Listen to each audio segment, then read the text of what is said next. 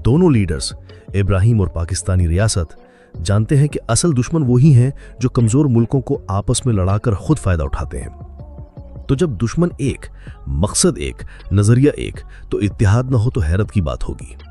पाकिस्तान ने पहले ही तुर्की। Hello guys, मैं हूं नोमान और हम लोग रिएक्ट कर रहे हैं इस वीडियो के अंदर। Pakistan sends JF-17 Thunder to Burkina Faso. ये जगह है जहाँ के शायद वो प्रेसिडेंट हैं या जो भी है, बहुत नाम सुनने में आ रहा है आजकल, Ibrahim Traore. What is Ibrahim Traore planning? क्या प्लानिंग कर रहे हैं वो, और पाकिस्तान ने उनको ये जेट क्यों दिया है, JF-17 जो पाकिस्तान का जेट है। तो देखते हैं भाई क्या कहानी है इसके पीछे की। So let's go. नाजरीन, पाकिस्तान ने उस बहादुर सिपाही को वो तोहफा दे दिया है जिसे दुश्मन मौत का परिंदा कहते हैं। जी हाँ, हम बात कर रहे हैं JF-17 थंडर की। एक ऐसा जंगी तियारा जो सिर्फ आसमान पर नहीं, दुश्मन के दिल पर परवाज करता है।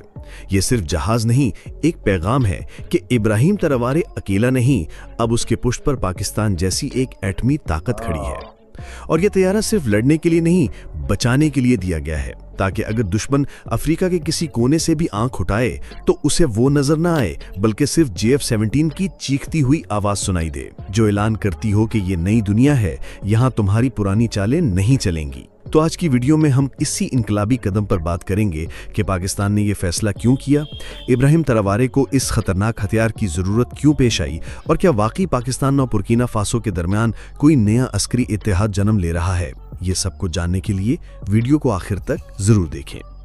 नाजरीन, अब आपके जहन में एक सवाल जरूर आ रहा होगा, आखिर इब्राहिम ट्राओरे को इस तैयारे की जरूरत क्यों पड़ी? क्या वाकई अफ्रीका में कोई जंग छड़ने वाली है, या फिर यह सब सिर्फ ताकत दिखाने का एक अंदाज है? तो चलें, आज आपको वो बात बताते हैं जो अक्सर लोग नहीं जानते। बात यह है कि इब्राहिम ट्राओरे सिर्फ एक सदर नहीं है, वो एक सिपाही है। उसने वर्दी में रहकर मैदान जंग देखा है, और उसकी आंखों ने दुश्मन के वार भी देखे हैं और अपने लोगों का दर्द भी। जब वो बरसरे इक़्तिदार आया तो इसका मुल्क बुर्किना फासो खाना जंगी, दहशतगर्दी और बैरूनी मुदाखलतों का शिकार था। हर तरफ बदअमनी थी। मगरबी अफ्रीकी ममालिक में दहशतगर्द ग्रोह फल फूल रहे थे, जिन्हें कहीं ना कहीं से हथियार, पैसा और सपोर्ट मिल रही थी। और फिर सबसे बड़ी बात यह कि मगरबी ताकतें, खास तौर पर फ्रांस, कई सालों से बुर्किना फासो की ज़मीन को अपने कब्जे में लिए बैठी थी। कभी वो फौज के नाम पर आते थे, कभी इमदाद के नाम पर, लेकिन हकीकत ये थी कि वो सोने, यूरेनियम और कुदरती वसाइल को लूट रहे थे। और जब इब्राहिम ट्राओरे ने आकर कहा कि अब ये मुल्क सिर्फ इसके अवाम का है, तो दुश्मनों को जैसे आग लग गई। इब्राहिम ने फ्रांस की फौज निकाल दी। उसने मगरिब को साफ साफ जवाब दिया। लेकिन यह काम करना आसान नहीं था, क्योंकि जो लोग तुम्हारी जमीन को लूटते हैं वो तुम्हें सिर्फ बातों से नहीं छोड़ते, वो वार करते हैं, साजिश करते हैं, बगावतें करवाते हैं और तुम्हें कमजोर देखना चाहते हैं। और यही सब इब्राहिम ट्राओरे के साथ भी हो रहा है। उसके खिलाफ बगावतें हुई, कातलाना हमले की कोशिशें हुई और दहशतगर्दों को उसके मुल्क में छोड़ा गया ताकि वो अंदर से टूट जाए और बैरूनी ताकतें दोबारा दाखिल हो सकें। लेकिन यह बंदा झुका नहीं। उसने कहा, अगर मैंने अवाम का साथ दिया है तो इनकी हिफाजत भी मेरी जिम्मेदारी है।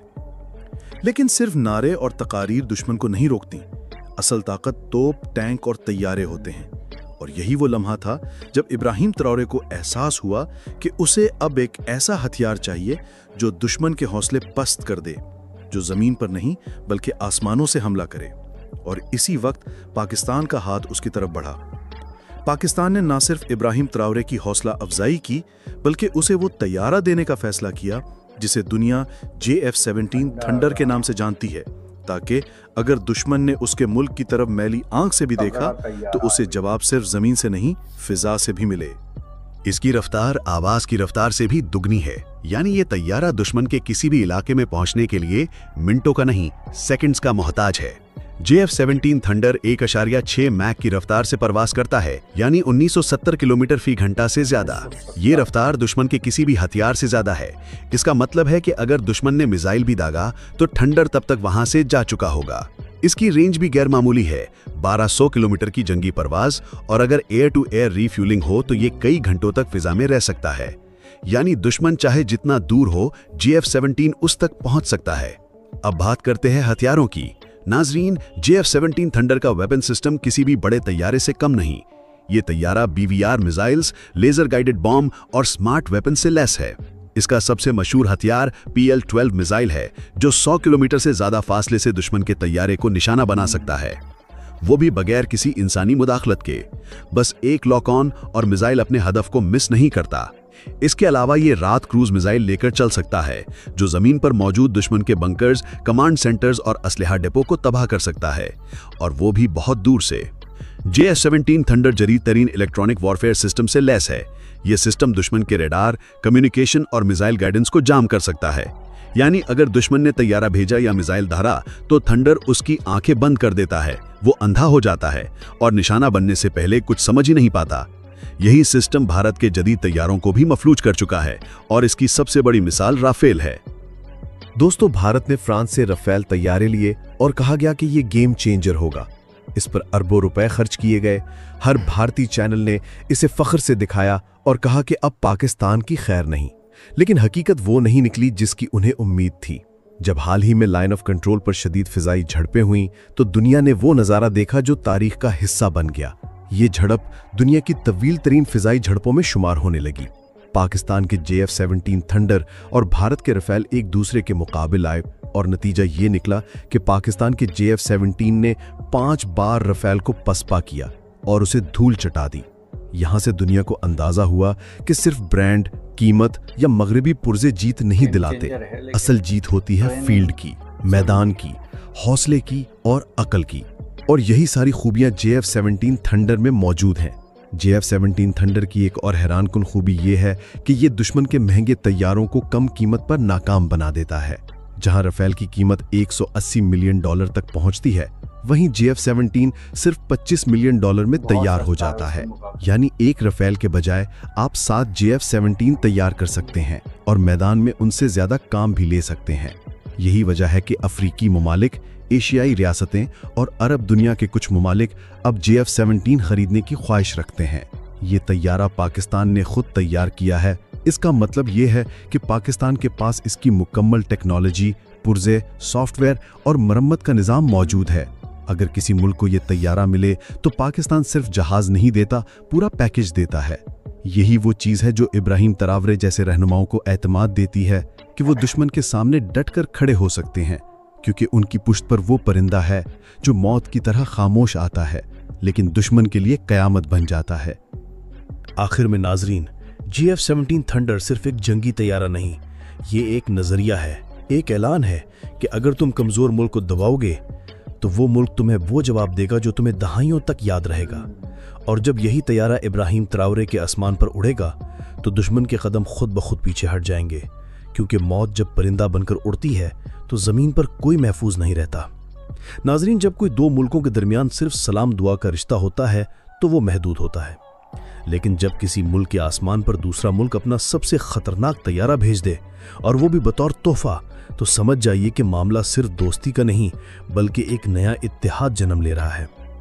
जी हां, हम बात कर रहे हैं पाकिस्तान और इब्राहिम तरावरे के बर्किना फासो के दरमियान बनने वाले उस नए अस्करी ब्लॉक की, जो शायद आने वाले बरसों में दुनिया की सियासत का नक्शा बदल दे। लेकिन सवाल यह है कि आखिर पाकिस्तान क्यों चाहेगा कि वो एक अफ्रीकी मुल्क के साथ इतना गहरा अस्करी ताल्लुक कायम करे, और इब्राहिम तरावरे जैसे लीडर को JF-17 थंडर जैसा मौलिक हथियार क्यों दिया जाए? तो दोस्तों, इसका जवाब सिर्फ जंगी ताल्लुकात में नहीं बल्कि नजरियाती हम आहंगी में छुपा है। अब इब्राहिम तरावरे ने फ्रांस की फौज को बर्किना फासो से निकाला। उसने साफ अल्फाज में कहा कि हम अब किसी नौ आबादियाती ताकत का हिस्सा नहीं बनेंगे। वो सिर्फ नारा नहीं मारता, वो इस पर अमल भी करता है। अब जरा पाकिस्तान को देखें, वो भी हमेशा साम्राज्यी कुव्वतों के खिलाफ खड़ा रहा है। चाहे अमेरिका की बात हो या भारत की, पाकिस्तान ने भी हमेशा अपनी खुद मुख्तारी के लिए कुर्बानियां दी हैं। दोनों लीडर्स, इब्राहिम और पाकिस्तानी रियासत, जानते हैं कि असल दुश्मन वही हैं जो कमजोर मुल्कों को आपस में लड़ाकर खुद फायदा उठाते हैं। तो जब दुश्मन एक, मकसद एक, नजरिया एक, तो इत्तेहाद न हो तो हैरत की बात होगी। पाकिस्तान ने पहले ही तुर्की, चीन, ईरान और मलेशिया के साथ अस्करी ताल्लुकात मजबूत किए हैं। अब वो अफ्रीकी दुनिया में भी ऐसा इत्तेहादी चाहता है जो अपने उसूलों पर कायम हो। बर्किना फासो इन तमाम मेयारों पर पूरा उतरता है। अगर आने वाले महीनों में हम देखें कि बर्किना फासो के फौजी अफसरान पाकिस्तान में ट्रेनिंग हासिल कर रहे हैं या पाकिस्तान के मुशीर वहां जा रहे हैं, तो ये हैरत की बात नहीं होगी। दोस्तों, आपको याद होगा कि किस तरह नेटो ममालिक ने मिलकर दुनिया के फैसले अपने हाथ में लिए, लेकिन अब वक्त बदल रहा है। ब्रिक्स, SCO और अब ये नया ब्लॉक, एक नया इत्तेहाद उभर रहा है। अब अगर पाकिस्तान, ईरान, तुर्की, चीन और इब्राहिम ट्राओरे जैसे लीडर मिल जाएं, तो ये महज जंगी ब्लॉक नहीं होगा, बल्कि एक नजरियाती इनकिलाब होगा। ये इत्तेहाद उन सब मुल्कों के लिए एक उम्मीद बन सकता है जो मगरिब की गुलामी से निकलना चाहते हैं, अपने वसाइल पर खुद कंट्रोल चाहते हैं और अपने अवाम की खिदमत करना चाहते हैं, ना कि IMF की। नाजरीन, अगर आपको लगता है कि पाकिस्तान और इब्राहिम ट्राओरे का ये नया इत्तेहाद वाकई एक नई दुनिया की शुरुआत है, तो कमेंट्स में नया दौर शुरू हो चुका है लिखें। आपकी राय, आपके जज्बात हमारे लिए अहम हैं, क्योंकि ये वीडियो सिर्फ इन्फॉर्मेशन के लिए नहीं बल्कि सोच को जगाने के लिए बनती हैं। अगर आप चाहते हैं कि हम अगली वीडियो में ये बताएं कि इब्राहिम ट्राओरे ने फ्रांस के खिलाफ वो कौन सा खुफिया प्लान बनाया है जिसने मगरबी ताकतों की नींदें उड़ा दी हैं, तो इस वीडियो को अभी लाइक करें, शेयर करें और चैनल को सब्सक्राइब जरूर कर लें। कि ये बहुत दिलेरी इनकी मैंने अभी नेट पर ही देखी है। कुछ दिन से इनके बारे में बड़े चर्चे हो रहे हैं, बड़े बोल बोले जा रहे हैं इनके बारे में, बहुत सारी वीडियोज आ रही हैं इब्राहिम के बारे में। तो इन्होंने कुछ तो किया है, मतलब दिलेरी से उन्होंने सामना किया है और फ्रांस वगैरह को अपनी कंट्री से निकालने का फैसला लिया इन्होंने। तो काफ़ी दिलेरी दिखाई है। तो जाहिर सी बात है, ऐसी चीज़ों में जिसमें दूसरे मुल्कों का फ़ायदा हो, वो निकलना नहीं चाहेंगे आसानी से। हमले की ज़रूरत वो करेंगे, कोशिश साजिश करेंगे। तो इसीलिए GF-17 देने का फ़ैसला पाकिस्तान ने किया है और इससे रिलेशन भी मजबूत होंगे, जैसे दूसरी कंट्री के साथ पाकिस्तान के बने हुए हैं अभी के हाल फिलहाल में। तो यही कुछ नज़र आ रहा है इसमें कि पाकिस्तान इसके साथ मिलकर काफ़ी कुछ डील्स वगैरह कर सकता है। तो पाकिस्तान के जेट्स वगैरह तो बिकेंगे, क्योंकि ये अभी गरीबी में ही है देश और इसको बहुत सारी डिफेंस सिस्टम की ज़रूरत है, हथियारों की ज़रूरत है। तो पाकिस्तान को डील मिल सकती है, एक तो ये चीज़ है। दूसरी बात कि Pakistan I think Muslim country है, इसलिए भी मुस्लिम बंदा है, तो हो सकता है इसलिए भी अपना मतलब मजबूत करना चाह रहा हो। हालांकि ज़रूरी नहीं है मुस्लिम देखकर, क्योंकि चाइना वगैरह से भी अच्छी दोस्ती है उसकी। तो सिर्फ मुस्लिम एंगल नहीं देखा जाएगा इसमें। लेकिन हाँ, ये ज़रूर है कि पाकिस्तान अगर इससे मिल रहा है तो ज़रूर कुछ ना कुछ बड़ा करने की प्लानिंग होगी।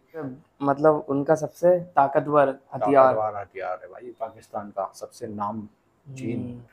तो बढ़िया है यार, ये स्टोरी इंटरेस्टिंग थी। हमने ये भी, जब मैंने पहली बार देखा है हम लोगों ने कि ये इब्राहिम ट्राओरे हैं कौन आखिर, और कहाँ के हैं, क्या क्या इनकी वो है पर्सनैलिटी, और इन्होंने ऐसा क्या कर दिया जो अभी हाल फिलहाल में इतना नाम हो रहा है इनका। सोशल मीडिया पर बहुत ज़्यादा छाए हुए हैं ये आजकल।